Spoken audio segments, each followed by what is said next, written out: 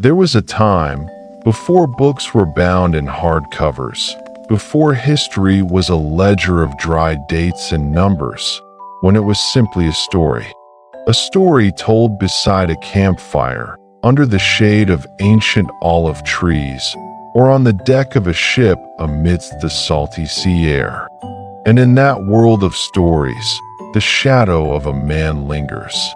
He wandered the many roads of the ancient world, his eyes wide with curiosity, his ears tuned to every sound, and his heart beating in awe at the beauty of all living things.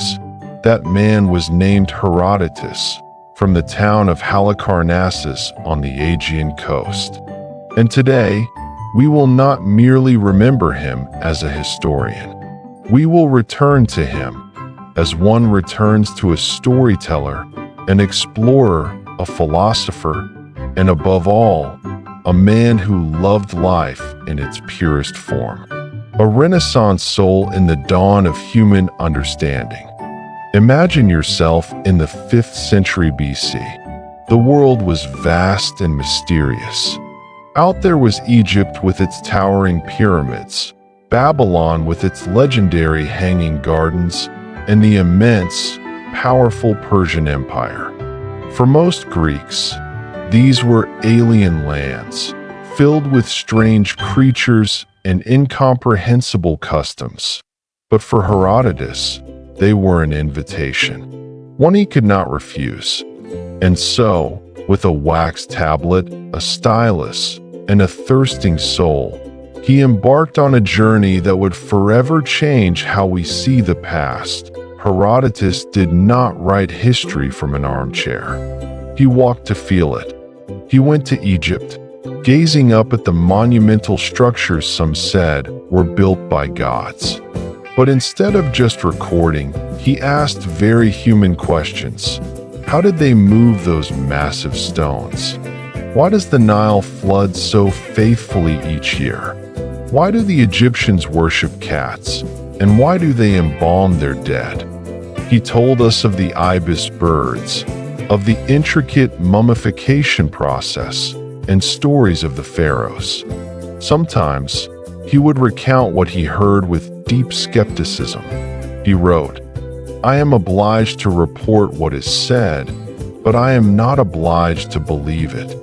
This skepticism was not rigidity, but the caution of a sincere heart, unwilling to hastily judge what it did not fully comprehend. He traveled to Babylon, marveled at its mighty walls, and heard tales of the hanging gardens, a wonder that stirred his soul.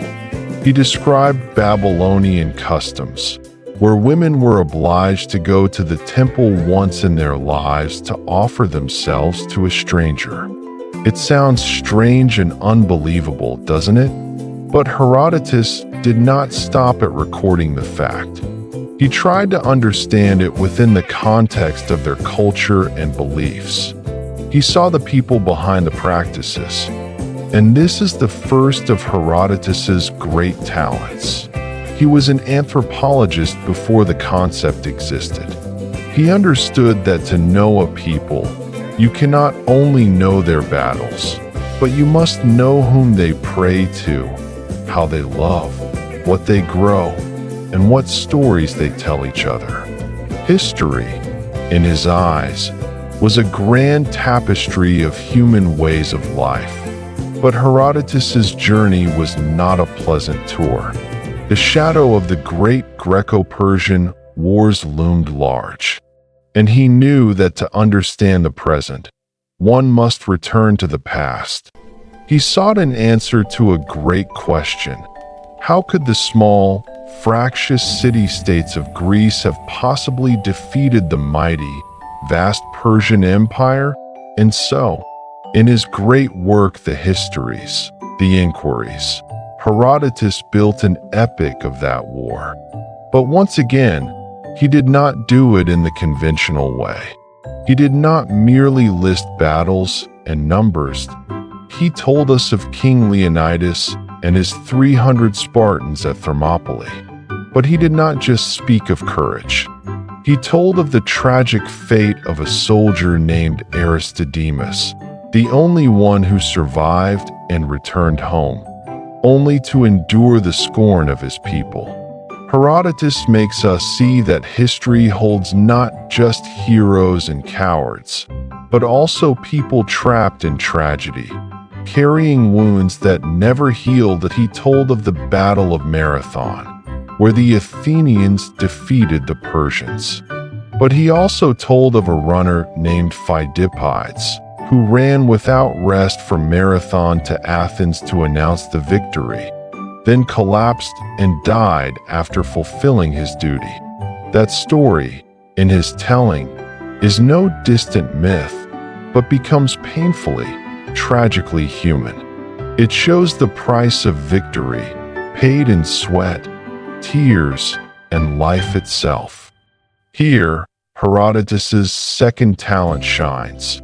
He was a master storyteller who understood the power of tragedy and grandeur. He knew that statistics would fade, but stories of courage, sacrifice, pride, and betrayal would endure in the listener's mind. He placed human beings at the center of history. For him, history was made by human choices, passions, and follies, not by invisible forces or predetermined fate. And then, the greatest turning point in Herodotus's thinking was his portrayal of the enemy. He did not paint the Persians as barbaric savages. On the contrary, he described them with profound respect. He told of the greatness of King Cyrus, the prosperity of their empire, the loyalty of the Persian soldiers. He showed King Xerxes of Persia not merely as a warmongering invader, but as a man with fears, arrogance, and even moments of regret. When Xerxes surveyed his vast army, he wept and said, "I was overcome with pity when I thought of the brevity of human life. For of all this multitude of men, not one will be alive in 100 years." That moment, whether fictional or not, reveals Herodotus's magnitude. He had the ability to see the universality of the human condition, transcending the boundaries of enemy or ally. Both Greeks and Persians, in his pages, were people with the same dreams, fears, and aspirations. This is his third, and perhaps his greatest, talent, a profound humanity that rose above all prejudice. So, what is the lesson Herodotus leaves us after more than 2,500 years? First, he teaches us about curiosity. A curiosity without borders, without fear. In our world today, when we have all information at our fingertips, the genuine curiosity to truly understand a culture, a person, becomes even more precious. Herodotus reminds us to step outside, to listen, and to never stop asking questions. Second, he teaches us about empathy. By describing the enemy with honesty and dimension, he broke down the walls of hatred. He showed that the other is not to be feared, but is simply us in a different circumstance.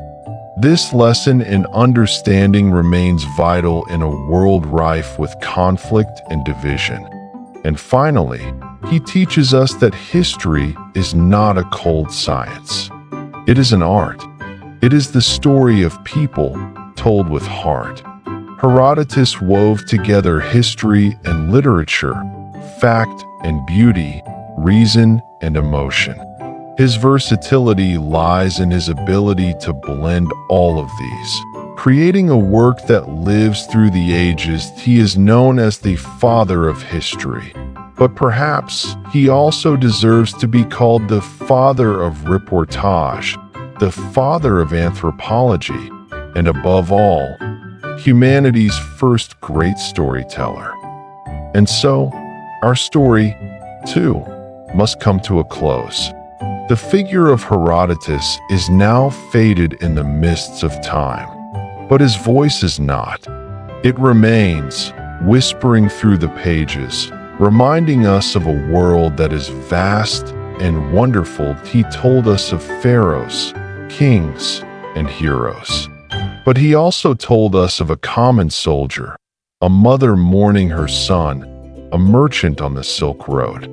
Because for Herodotus, history belongs to everyone. Before we drift to sleep tonight, perhaps we can try, for a moment, to see the world through the eyes of Herodotus.